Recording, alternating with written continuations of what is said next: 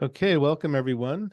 Thank you for joining us. I'm James Shaheen, Tricycle's editor-in-chief, and I'm happy to be here with you today for The Oceans of Cruelty, a retelling of one of the world's oldest story collections. Excuse me, I got a frog in my throat today. This is a Tricycle Premium event, and we hold these events monthly. I'd like to extend a special welcome to those of you joining us from the New York Review of Books. If you're not a premium subscriber and would like to attend events like this, you can subscribe at tricycle.org/subscribe or upgrade by accessing your account online, writing to support@tricycle.org. Tricycle is a not-for-profit, and if you'd like to learn more about our mission or donate to Tricycle, visit tricycle.org/donate. We'll be leaving time for questions at the end of this hour-long session. You can ask a question by typing it into the Q&A tab at the bottom of your screen. We'll get to as many of your questions as we can. Today's Zoom session will be recorded, so we'll share the replay link in a follow-up email. My guest today is Douglas Penick. Douglas is a nearly lifelong student of Tibetan Buddhism. He is a writer, translator, and author of several books, most recently, The Oceans of Cruelty, which is an ancient collection of stories told to a king by a Vetala, or a corpse spirit. So it's just in time for Halloween. Very appropriate this time of year. So Douglas is also a contributor to Tricycle, and I should add, a good friend. We're including a link to Douglas's book, which is available for purchase now. So today we'll do something a bit different. Douglas will give a short talk, read a brief tale from the collection, and then we'll begin the Q&A. So again, please feel free at any time to ask a question using the Q&A tab at the bottom of the screen. So without further ado, welcome, Douglas. I'll hand this over to you. Good afternoon, and thank you so much, James, and thank you to all the people at Tricycle who have done such a wonderful job for a long time in bringing the Dharma and bringing the culture of the Dharma to a broad audience. So as James said, I thought I would talk a little bit about the book in general and actually about storytelling in general. And as you no doubt know, stories have been integral to our humanity forever. And narratives are just woven into our being, and they are part of how we define ourselves, the stories we tell about ourselves and our lives and our world and our relationship to our world. So as societies and cultures and individuals, we're all woven into a great all-encompassing tapestry of narrative. And for some reason, our nature requires that we always want to know how it began and how things would turn out. And even the oldest civilizations who give us the Epic of Gilgamesh and the narratives that are quasi-historical narratives in China, that's how those cultures have begun to identify themselves. And the stories of creation make up an important part of Western and Near Eastern history, how it began. When we no longer believe that our received narratives give an adequately credible rendering of what really happened, we begin to label those stories as myths or folktales. And we have replaced them in our culture by the stories that are articulated as scientific accounts. Nonetheless, that's how we do it, and on we go. The Oceans of Cruelty is a retelling of one of the very oldest story collections. In fact, it's said as a collection to go back before there was writing, before the first writing of this was in Sanskrit. And the oldest writings of this are in a language that they could say is Pishachi, which is the language of demons and dead people. So it's said that these stories were originally told and collected in that language. Since then, the Vetala tales have traveled not just from India, they traveled north into Tibet and Mongolia and as far north as Buryatia. And as they traveled, they also changed. They changed to reflect the culture they were in.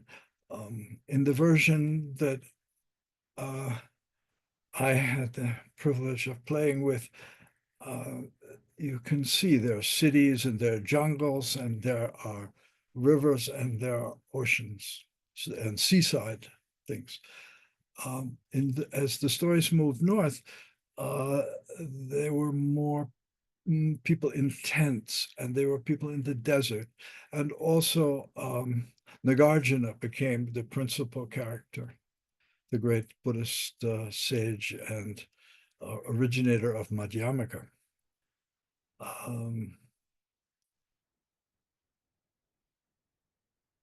But even the old versions, the pre-Buddhist versions have something that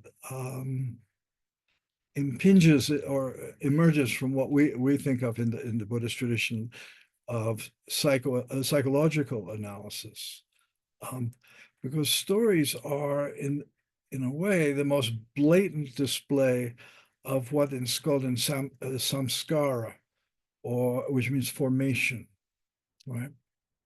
And this is one of the 5 skandhas or heaps or assemblages of the ever-changing dispositions, which have no necessary interconnection, but which nonetheless seem always to come together in our awareness and in the functioning of our awareness. In English, the skandhas are called form and name, feeling of positive and negative, perception, which are the senses, including mind, formation, and then consciousness altogether. Formation is our constant tendency to shape things, to make them knowable and workable. And how Buddhaghosa, the 4th century, in his 4th century CE classic, the Visuddhimagga, puts it, is that formations are moments characterized by cravings, attachments, and temporary accumulations, possession. They can produce multiple results. Precisely like a story, a samskara or formation contains its own origin, which conditions its own specific conclusion. And each has its own boundaries and textures and beginning and end. So, just as we look to a story to find or create some shape in the chaos of our own lives, narrative, both the process of making the narrative and the result of having a finished one, is how we shape chaos and how we make a home in the world.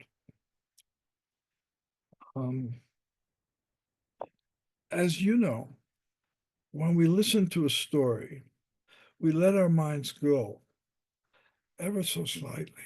We sort of leave our own personal reality and drift into a different form of reality and into an alien life form and into the lives of those who live there and the world of that. And that's in some ways very pleasurable. It's a little bit of a vacation. And, but it's also like visiting any foreign place, sometimes disconcerting. And this happens also when we listen to people we know or people we encounter talk about the things they love or the things they're worried about or sufferings they're undergoing. And we somehow feel closer to them. We feel that there's some sort of thread joining us. And so that even happens when a stranger comes up and talks about that, or talks about something nice, talks about a vacation or something like that. People like that. So stories engage our natural sympathy, and our consciousness as human beings is actually a big stew. The totality of our consciousness of human beings is a stew of stories, of moving from person to person. And the stories last longer than we do. Constantly, as others tell us, we always are imagining their inner lives. And so we move in and out of stories, our own, others, sometimes identifying ourselves in them and sometimes actually not. There's a little story in the Oceans of Cruelty. It's a terrific cover, which is a very extreme version of this. It's one of the very shortest stories, and to me, it's almost a story about storytelling. It's called Transferring Consciousness in this one, and it's a model, really, of how stories move from one to one, one to another. And it goes like this. Once there was a Brahmin named Narayana. The Vetala is telling the story. He tells all the stories. He's a corpse spirit, and he is the storyteller. This was in the fortunate time when the renowned scholar king Vidagada ruled. One day, as Narayana napped in the shade of a banyan tree, he reflected, I am now old, and my body is worn out. Every moment brings pain, and every desire brings humiliation. It really would be wonderful to enjoy life again. As he dozed, he mused, is it necessary for me to suffer so? Years ago, I learned a secret method of exchanging my body for the body of another. Now is certainly the perfect time to leave this failing carcass and enter the body of a younger, stronger man. Narayana then wandered the streets and markets to find a young man's body to make his own. After 3 months, as he felt death stalking him, Narayana encountered a strong and intelligent young Brahmin. As they sipped tea together, the aging Brahmin learned that the young man's parents had just died. He had no relatives nor close friends and lived alone in a house on the edge of the forest. No one, he thought, would notice if he seemed different. The old man wept and laughed to realize he had found his next body. Several evenings later, he went to an empty field adjoining the young Brahmin's house. He sat cross-legged and performed recitations and offerings. Slowly, his consciousness rose from his body.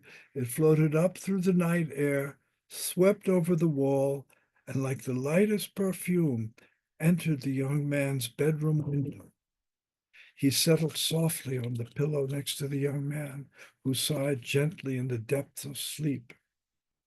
Then, in an almost inaudible whisper, the aged spirit recounted everything important in his past, the things he had done, the people he had known, the texts and rites he had studied, the yearnings he still longed to fulfill.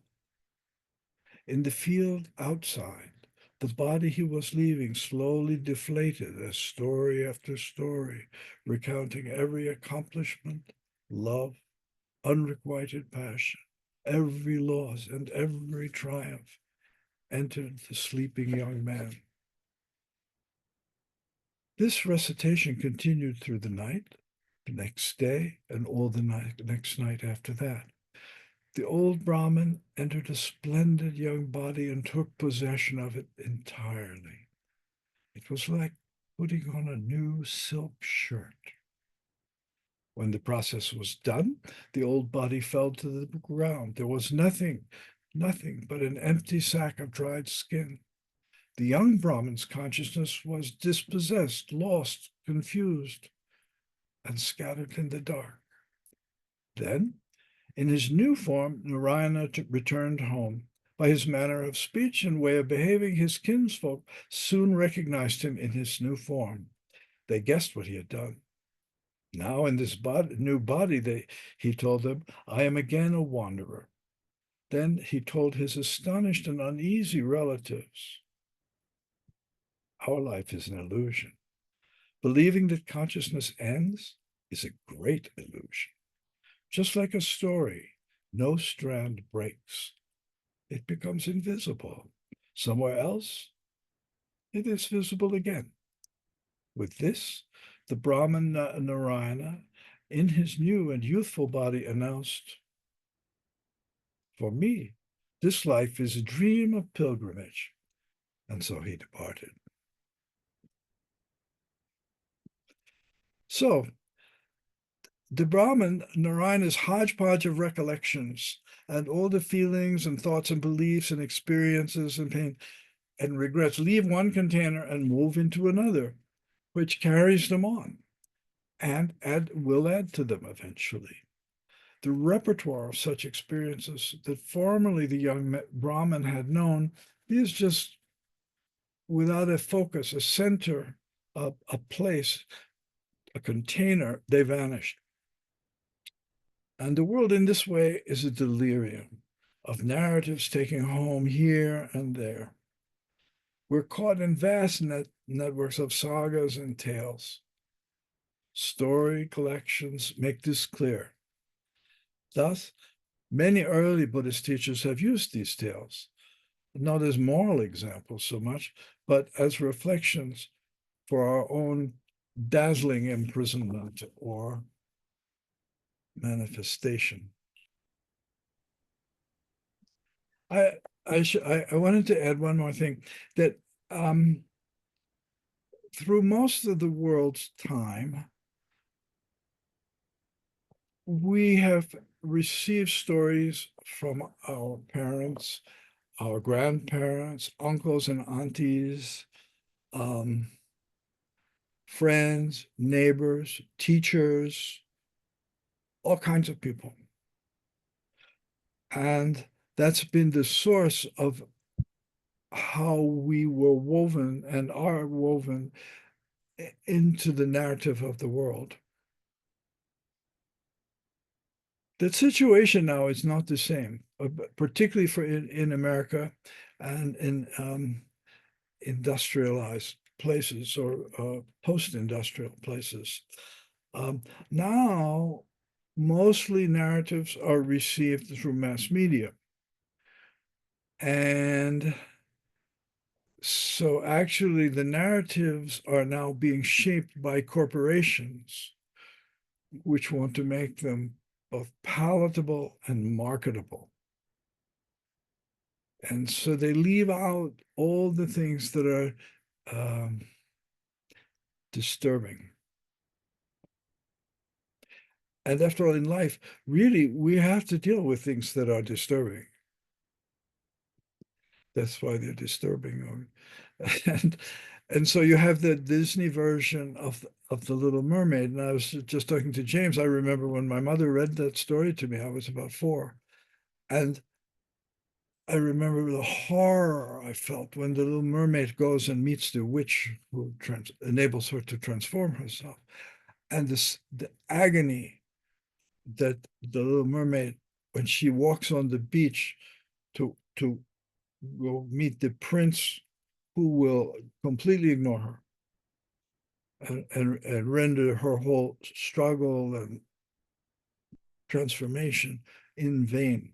She feels like that she was walking on knives. I remember this so vividly.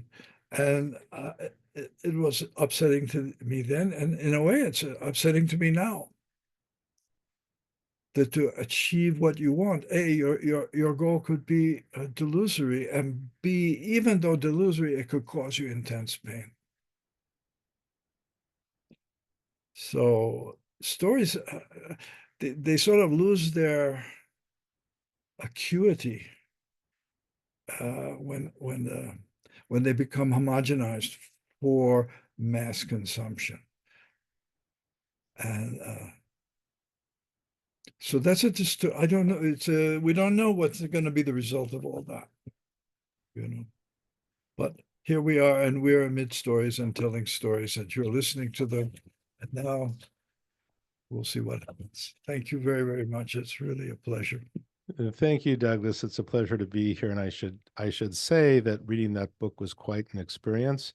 Uh, it's essentially a corpse spirit telling a king a series of 25 stories, and you ended your talk before the addendum, which was very nice too, pointing out that we're imprisoned by stories. You called it dazzling imprisonment.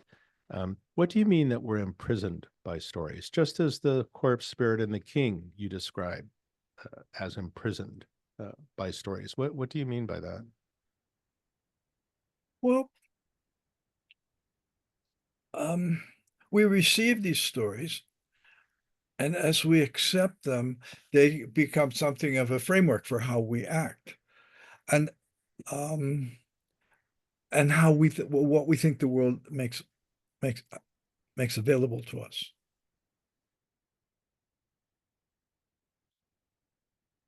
Right. Genuinely delusory and imprisoning, and in other ways, they're just things we pass through.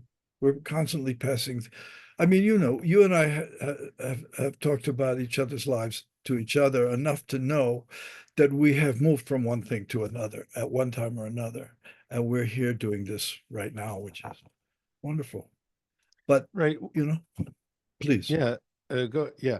Um, in the story, the king and the Vitala want to break free, but free from what? The story? They can only enter yet another story. Isn't that so? Right. Okay, so they enter another story. Is it possible then to become free within the story? I mean, it's a Buddhist inflected book because you wrote it. Right. So rather than have these characters that are simply fated to move in one direction and then repeat, there's this possibility perhaps of freedom within the story. Certainly the Buddhist story, he becomes free in the stories of the bodhisattvas and the stories of the other Buddhas of other ages and stuff like that. All those things that are in the collection of tales whose name just blew right out of my mind. The stories themselves are older than Buddhism. They go further back than Buddhism. And I wondered as I was reading it, I mean, I know you and I have a practice like you do. Do you think your rendering gives these characters a freedom they might otherwise lack, or are you keeping them consistent with forces that are greater than they are, driving them to do what they do? How do you find that I balance? think the latter, because that seemed to me the creepy truth of that story, the creepy appeal is all these people are woven in and to what they do, and the things that happen to them. Deities come up and do stuff, or they fall in love, bang, and they a lot of their life is very choiceless. And as we talked the other day, they really don't have psychologies. They just these things happen to them, and the people with the closest to things to psychology are the crooks, who explain why they're doing stuff, or they cheat, and they know enough about the whole how the other people's narratives are constructed that they can intervene and make things happen, where the people in the stories don't know enough about the stories in which they find themselves to make anything beyond their specific role: king, slave, wife. They're completely imprisoned in those things. Right. I mean, it's a little bit ironic that it's the crooks and the thieves who seem to Yeah. have more agency. Those who fall in love seem to have zero agency. They Right. collapse. They find themselves in a fever. They really have no choices. Isn't it a little bit odd that it's those working outside of the conventions who have the most freedom? Yeah. Yeah, it is. And actually, I really hadn't thought about that until we were talking the other day. Hmm. In that sense, this book, which when I did it, you know, I let's put it this way. Since I did it, I find more and more things about it that are amazing. Like all the stories, each chapter, as it were, they have all this discontinuous stuff. like there'd be an account of a king who wanted to have children, so he built a temple. 1,000 years later, somebody's walking by the temple and something or other happens. I mean, you know, huh. So there's all these discontinuities. One of the things about the characters that really fascinated me is that clearly there's a very different understanding of human nature than the sort of psychological understanding we have in, say, a contemporary novel or any modern novel. I mean, since the novel arose, there was a psychology to the characters. They weren't mere allegories. Um, how did they view human nature that they would write in such a way that there are these very flat characters who are moved by external forces, and again with very little agency? Um, it seems in a way that Buddhism does add, when you add that element, a kind of psychology and depth to the individual. And that Yes. seems like a real shift. And I noticed it creeping into a few of the stories. And I wondered how much of that is Douglas and how much of that is in the stories. Because after all, the Buddhists did eventually pick them up. Is that right? Well, there are no original stories. I mean, once you tell them, you do something. You always change something. You cannot. It's like if somebody tells you something, some amazing thing that happened in your neighborhood or something, if you add a little teeny bit, a little detail that wasn't there originally, and maybe it's true, and maybe it's an um, addition. So, yeah, I think it just goes on and on and on. I wonder about something you said in your opening talk, and that was that the scientific narrative has replaced our stories. You didn't say they replaced our stories, but you said it has become the preeminent narrative. So, if that's so, we still seem rather attached uh, to stories, that have nothing whatever to do with science. We still read fiction, we go to movies, we still read fantasy and science fiction. So the scientific narrative really hasn't replaced stories per se. Is it just another story, or do you see Yes, things I in think this? so. You think the scientific narrative is yet another story that we tell ourselves? Well, and also the scientific narrative uh, produces uniformity, statistical uniformities about things that'll happen over and over and over and over again. So given one set of conditions, if they are invariant, that will produce the same result. And this has enabled us to have incredible control over the phenomenal world. And we can make gasoline from nothing, and from basically trees that are rotting way, way, way, way, way under the ground, and they turn into petrochemical, petroleum, and then we invented cars, and that because we invented cars, we found that stuff under the ground. It gave us and also medicines and things like that. I mean, and building materials and on and on and on. Our whole world is made out of searching for uniformities and finding them. And then we try and treat ourselves that way, Hmm. right? So, I'm Yeah. Go ahead. well, so like if I can get the right situation that will be invariant, I'll be happy as a clam or something like that. Right. We search for patterns. We feel pleased when we find them. Yeah, yeah. And yet the scientific narrative in the form of, say, science fiction is pretty exciting. I'm not at all averse to science. I love science. I mean, it's Sure. it's No. it's why we're alive, probably. But I have an old set of Grimm's fairy tales. And when I read those, because I love those, um, it's speaking to a very different part of me Mhm. than, say, a differential equation. you know, Yeah, which is yeah, very reliable. And the Grimm's yeah. fairy tales are far less reliable, except that I've read them before. So it is and it isn't a narrative of the sort that is nourishing and that is mind opening. I mean, I suppose science is, but I'm just trying to get at fiction and stories Sure. as performing a different function in our lives. Um, What do you think that is? It's maybe the mythic mind or the religious mind. I mean, it is the non-rational. I mean, Mhm. what happens in the Vitala when the Vitala tells the king tales? All sorts of there are all sorts of discontinuous breaks, and yet I follow along. I'm not bored. Right. Things happen as if in a dream, and Yeah, yeah. dreams don't bore me. And yet it's speaking to a non-linear, non-rational part of being human, I would say. Is that fair to say? I mean, But there's still a pattern, no? oh, absolutely, there's a pattern. And Yeah. it's recognized unconsciously in a way because you respond to things that you don't really quite understand. It was the same in reading The Oceans of Cruelty, which, by the way, I should ask you, um, why is it called The Oceans of Cruelty? I just have to say that in reading that story about the old man stealing the young man's body, that's cruel. But we Yeah. just take it like, oh, yeah, this happened. Nobody's going to miss this guy. Is that the simple, harsh facts of life that are coming through in our daily lives? Yeah, I think so.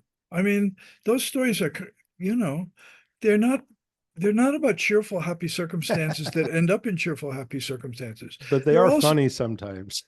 they are funny, or they are weird, or they're in some bizarre way satisfying, you know? Mhm. And so it's cruel in the sense that there's not a lot of room for anybody to escape what's going to happen once it's going to happen. Right. Well, I mean, maybe you should explain a little bit about what the structure of the story collection is. This relationship between the king and the Vetala or corpse spirit, and the repetition of their lives. There's a sort of a Sisyphean repetition Yeah, with a lot of interesting and fascinating and dazzling fiction overlaying it. yeah. So, I think all the really great, well, to me, the greatest collection is the Thousand and One Nights, which is huge and has all kinds of stories. And that's, of course, framed by the story of Scheherazade. And she is staying alive in a way by telling stories to a murderous king he has been killing off, a sultan who has been killing off every wife the morning after they have spent the night together.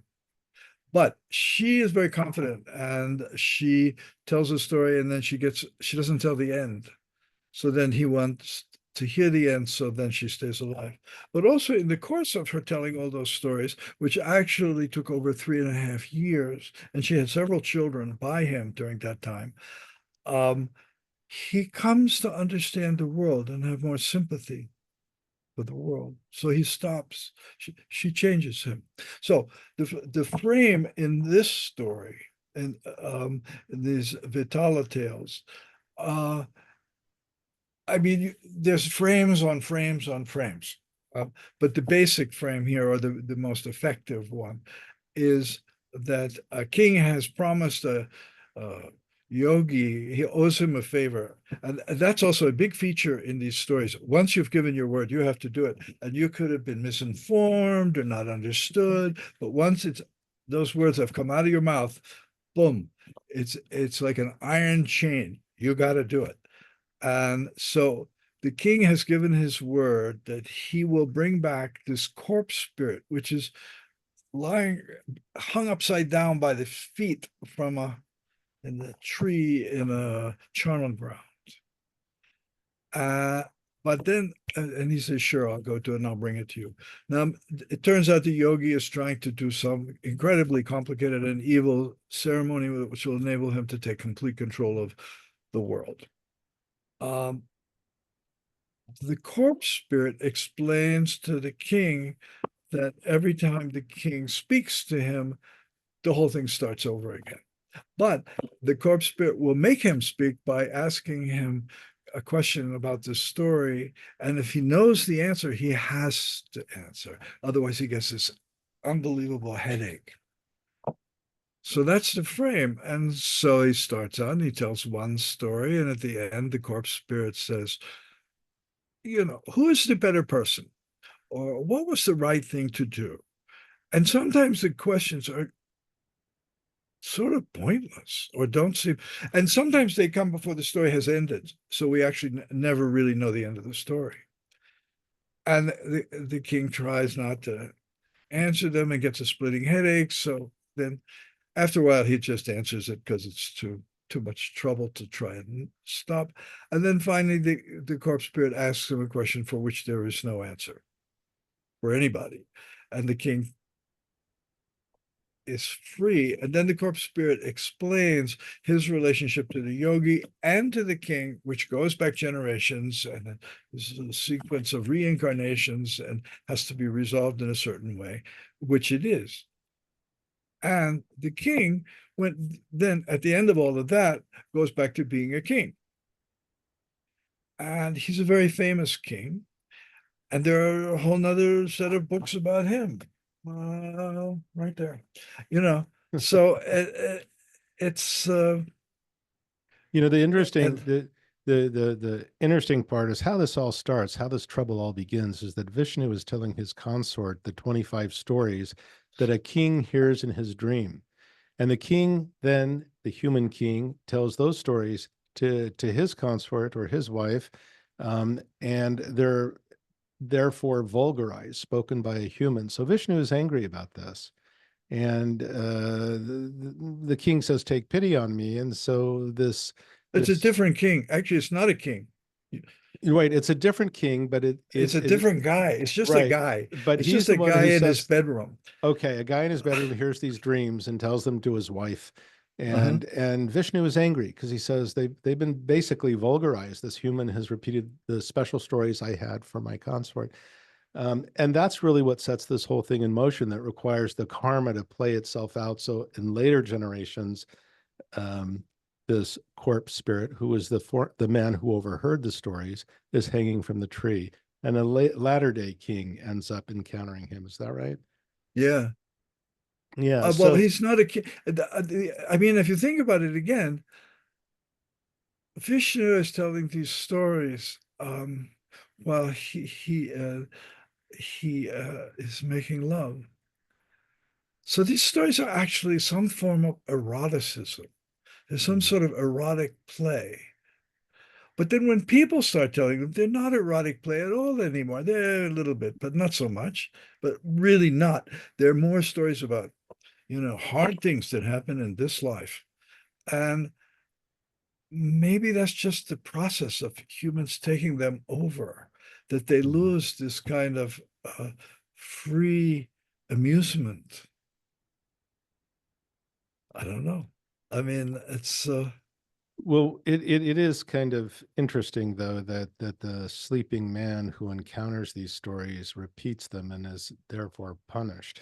punished, right? Because gods are capricious. Yeah, Also, I mean, yeah. So what Vishnu does is he turns him into a living corpse.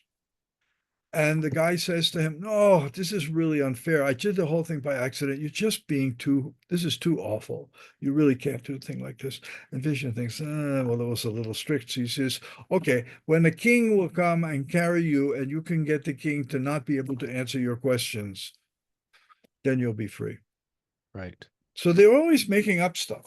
I mean, right. the world is made out of many, many inventions, and which eventuate in stories, and then everything is woven together. Well, And one of the delightful things about these stories, though, is that often there is no reason and there is no sense, and this is just how things unfold, how they happen, and sometimes they're very, very cruel. Again, the Little Mermaid. But I had another question to ask you about stories. You pointed out that when stories no longer describe our reality, we relegate them to myth. Yet sometimes, perhaps as in our own time, our narratives no longer describe reality. You talk about a corporate narrative now, but it's not describing the real experience of people on the ground. And that can precipitate a crisis, the absence of a meaningful narrative. So do you see a danger here, since we really can't live without stories? And this is what can happen when the stories are not meaningful. And I'm actually thinking today about our very fractured polarized society. There is no unifying narrative. And sometimes a unifying narrative can be stifling, but at least there's something to respond to. Right now, it seems like countless shards. You've referred to the unraveling as these shards of stories, and people are sort of lost in a sea of of stories that don't seem to hold meaning. Have you thought about that when you were doing this? No, I didn't think about it while I was doing it, but I'm thinking about it now. And Mhm. I think that's absolutely true. That also the origin of the stories. I mean, when the stories came from people you knew or circumstances that you were physically emerging from, as a baby or um, young adolescent, anything, old person. Um, Now the stories emerge from what? The television set, online. So these stories are coming from places we don't know really. We don't know who's actually telling us the story. For some reason, we want the story. We want the authority of a story, of a narrative line. Here's what my life is really about. Here's what it all means. Here's why I'm doing what I'm doing. And we need that somehow, but it's coming from places we don't know. It's not something that your grandmother told you. Mm-mm. And that's we're being, in other words, we're being manipulated by culture, by corporate things. I mean, I don't like to go on and on, but that's actually what's happening, and we want that. Mhm. I mean, nobody's saying I'm not going to watch that goddamn Little Mermaid thing. That is awful. That's junk. Well, our publisher recently told me that when he was a child, he saw The Little Mermaid and cried and cried and cried. So that can happen too. We have a question that somebody just Mm, submitted a goody. bit ago. And this anonymous attendee asks, can you describe your process for writing this book, including how you first encountered the source material and realized you wanted to write about it? It's actually sort of frivolous. I was sort of in between things. I like rewriting, and I I just adore the Thousand and One Nights. So I always wanted to do one of those big giant things. But I mean, a big giant thing, nobody knows who wrote the Thousand and One Nights or even assembled it. You can tell it's people who were merchants to some degree, and Walter Benjamin talks about that kind of thing. Uh, but it's stories from people who went far away and came back home to tell things. Uh, so I was just kind of looking around. So I was looking around through the Gutenberg project, the Gutenberg books. It's an online thing that everything's in the public domain. So Mhm. I found this thing, and it was not in the Sanskrit version. There's actually really nice translations, beautiful translation of the Sanskrit version. The Penguin has published. It's really wonderful, but it's far more elaborate. It has more psychology. It has more of everything. Mhm. Um, this was very Spartan, and it was in Old Hindi, and it had been translated by a British inspector of schools in Himachal Pradesh or something like that. And he came back to London, and his buddy got it translated, and it's pretty awful. I mean, it's not very engaging. And so I thought, ooh, this will be fun. And I just started to work on it even before I'd read the whole thing. I didn't even know where it was going to go. So I just enjoyed the process, I guess you could say, of retelling the stories. And the experience was sort of like what I imagine painting a mural to be like. First you set out the bigger patterns, and then as you go back and do it again. You just make these little details and highlights. But I didn't want to make it like the Sanskrit versions. It just, I wanted it to be the essence of itself, um, which meant that, here and there are little choices that I Mhm. made but that's why we tell stories. We change them always a little teeny bit. Right. So the translation that you had that you rewrote was translated from Old Hindi. Hmm. And before that, it was Sanskrit. Yeah. From Sanskrit, it went into Hindi, and it also went into Tog. into various of the languages of South India. So Y- it's y- been, they've done it a lot. You know, we were talking earlier about patterns, that people are delighted when they find patterns. So Yeah, if so many different cultures or adapted these stories and told them in their own way, there must be some fundamental pattern there yeah, that speaks to people very deeply. And again, the Grimm's fairy tales. I mean, I kept thinking of them as I read this. I mean, they're very yeah, different, but they contain like patterns that are vaguely discernible unless you're really trying to get to the bottom of it. But you respond. And that's what I was talking about when I referred to the non rational. It's nice to just read these stories and relax and watch yourself respond to them and to think, wow, these are millennia old stories. And I'm still, I'm responding maybe differently from the original readers sure. or listeners, yet they still speak to us. Why? It's magic, huh? It's magic. Well, you like to talk about the magic of it. So why don't you say something about that? The demons, the ghouls, the corpse spirit, the Well, Gandharvas, all the different yeah, characters. they're all in there. Yeah. Um, well, I sort of think that the footprint of the demons is in all these disjunction, all these things that don't fit together. There isn't otherwise. It's just that's how that feels to me. I think there's also a sense of narrative in music, and musical narrative. You can hear a piece, and I'm mainly talking about classical music here, but it could be anything where you think that's a stupid piece of music that doesn't get that nothing. Ugh. Or there are pieces you think I can't understand that. I do not understand what that person is doing. So we listen, and we have their patterns of anticipation, no? And I think actually musical culture is the hardest to transfer yourself out Mm. of and into.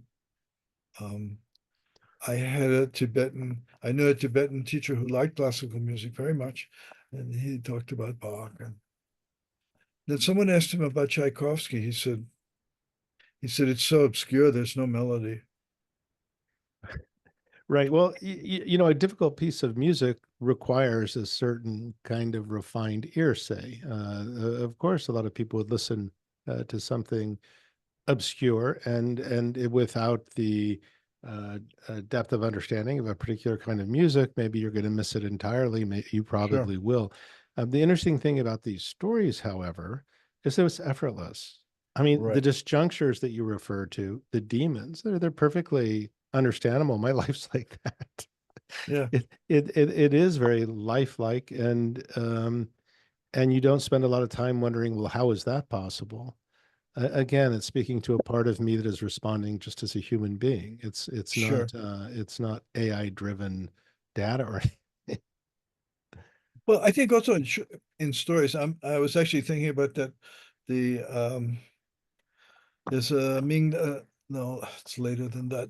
There's a big Chinese collection of stories that Wade translated, has been translated since then. And there's a big chunk of those stories which involve fox magic. In other words, foxes who appear as humans, and they're always elegant and sophisticated and beautiful. And I mean, if you've ever seen foxes, Hmm. they are like that. And what happens is that people marry them, human beings and stuff like that. And then if they behave badly to humans, they wake up naked in the bottom of a pit full of chicken bones. And all of a sudden they are thrown into the grosser elements of Fox reality. Um, and when you read that, it's sort of laid out. This is how it works. If you fall in love with a fox, watch it.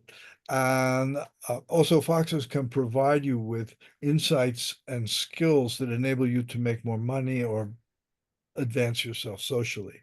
Um, they sort of just present, well, this is how it is, you know? And so you don't have a problem going, oh, that could never, I would never marry a fox.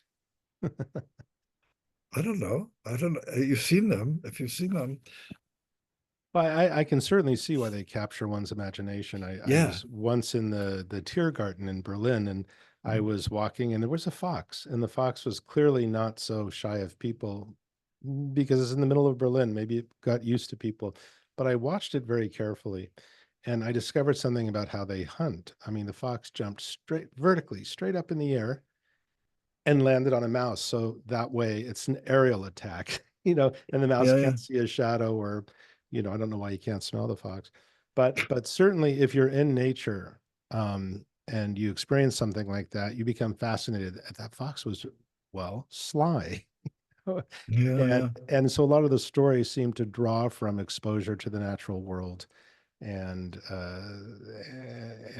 the just the grit of life. I mean, corpses, yeah, decay, all sorts of things.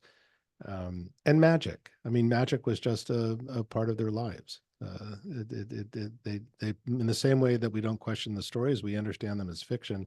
They don't seem to question any of these remarkable events. yeah. I wonder.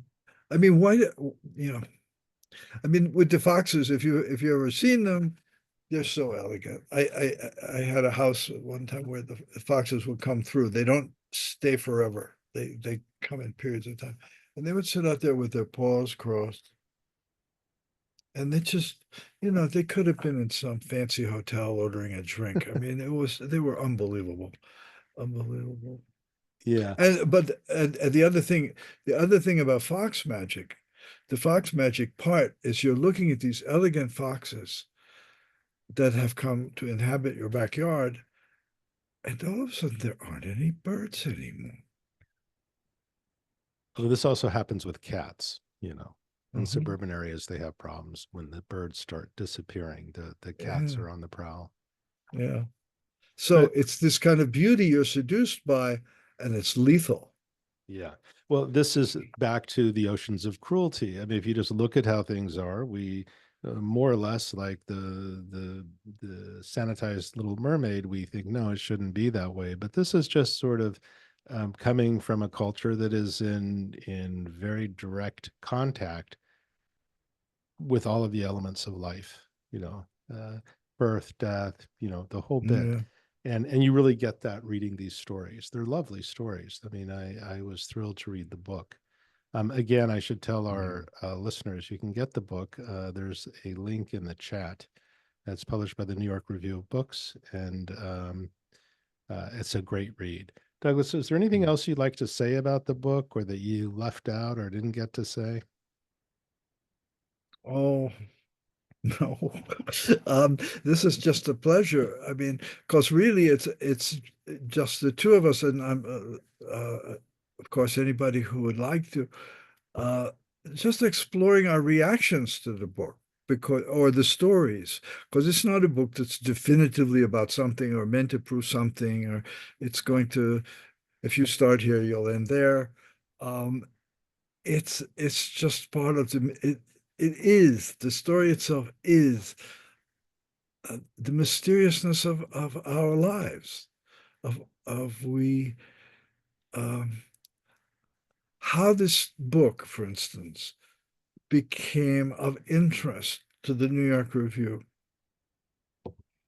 publisher, which is a great press. They publish so many important and wonderful and beautiful books that otherwise would simply not exist. Why this? I mean, I really don't know. So it's all magic, that part. Yeah, well, thank you, Douglas, and everyone for joining us. The Oceans of Cruelty is available now, and we've provided a link again in the chat. Tricycle is a not-for-profit. If you'd like to donate to Tricycle, visit tricycle.com/donate or tricycle.org/donate. If you enjoyed this event and want more monthly conversations with Buddhist teachers and thinkers and writers, artists, musicians, so forth, Douglas seems to fit into all of those. Visit tricycle.org/subscribe to become a premium subscriber, or write us at support@tricycle.org to upgrade your existing subscription. So thanks again, and we hope to Could see I you say one more soon. thing? Absolutely. Go ahead. Tricycle is magic also. It is not a hustle. It is not promoting one view or another view. It's an actual way to look into the world of contemporary Buddhism, what it is now. Not necessarily for somebody who wants to be a practitioner, just somebody who has some curiosity. And it's a beautiful magazine, and it has a genuinely Buddhist aesthetic as well as a kind of Buddhist taste. Oh, thank you, Douglas. That's so kind. No, I'll say one more thing about the book too. The funny thing is when the king is finally liberated, and the corpse spirit is also liberated, so the king went back to his kingdom and he started running everything, and everything sort of happily ever after. But I thought, if that's liberation, I don't know, because his life seemed much more interesting to me when he was being told stories. But who knows? Maybe he'll wake up in his last story. So anyway, thanks everybody. thank you. Thank you, Douglas. It was great to talk to you as Thank you. always.